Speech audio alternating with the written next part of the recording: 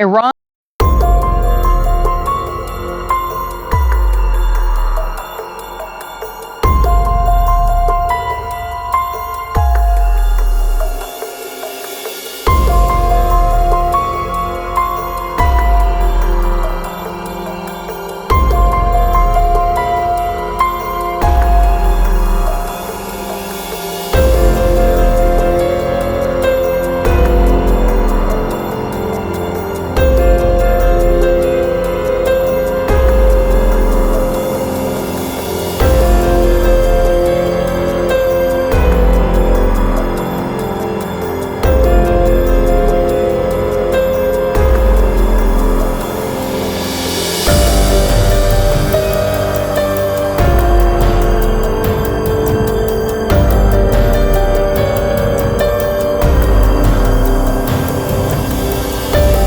meaning it can be launched within minutes from mobile platforms with very little warning.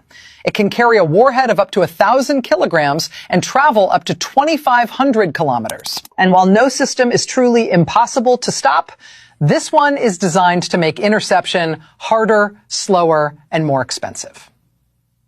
So what exactly is this technology? And more importantly, why is it being used right now? Because this isn't just about one missile. It's about how warfare itself is changing. The Segil missile is not entirely new. Iran began developing it decades ago, with early tests reported in the late 2000s. For years, it remained mostly in the background, shown in military exercises, referenced in statements, but never used in active conflict. That has now changed. And that change matters. The Segil is a medium-range ballistic missile with an estimated range of around 2,000 kilometers. That puts a large portion of West Asia within reach. Cities, military bases, infrastructure, all within a radius that makes it strategically significant. But range alone does not define a modern weapon. What defines it is how it behaves. And the Segil behaves very differently from older missile systems. One of its most important features is its solid fuel propulsion. Older missiles often rely on liquid fuel, which requires time to load before launch. That process creates a window, a moment where satellites or reconnaissance systems can detect preparation and respond. Solid fuel removes that window. The missile can be stored fully fueled, it can be moved, hidden, deployed, and then launched with minimal warning. That alone makes it more survivable. But survivability is only one part of the equation. The real shift comes in the final phase of its flight. To understand why the Segil is so difficult to stop, you need to understand how missile defense systems actually work. At their core, these systems rely on physics and prediction. When a missile is launched, radar systems detect it. This is not a normal ballistic missile. Most missiles follow a predictable arc: launch, travel, and fall toward a fixed target. But this one behaves differently. It uses something called a maneuverable re-entry vehicle.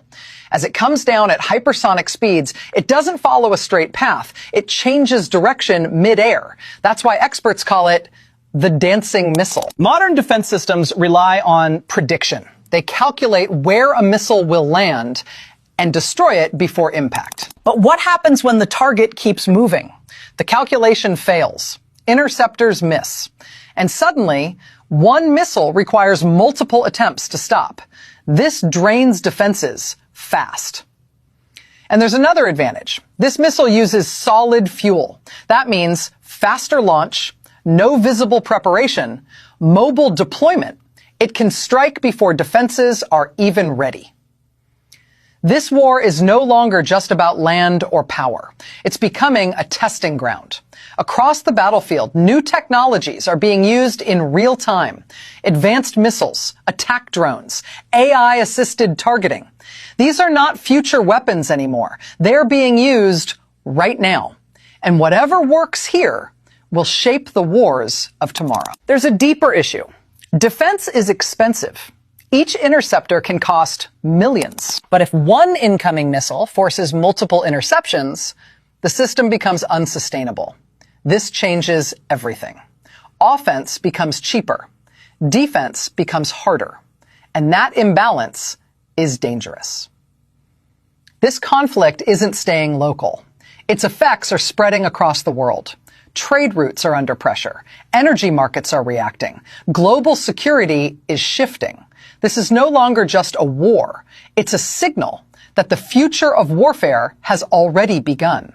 The dancing missile is not just a weapon. It's a warning. Warfare is evolving fast. And the real question is, are we ready for what comes next? Now here's where things get serious. This missile doesn't just challenge defense systems.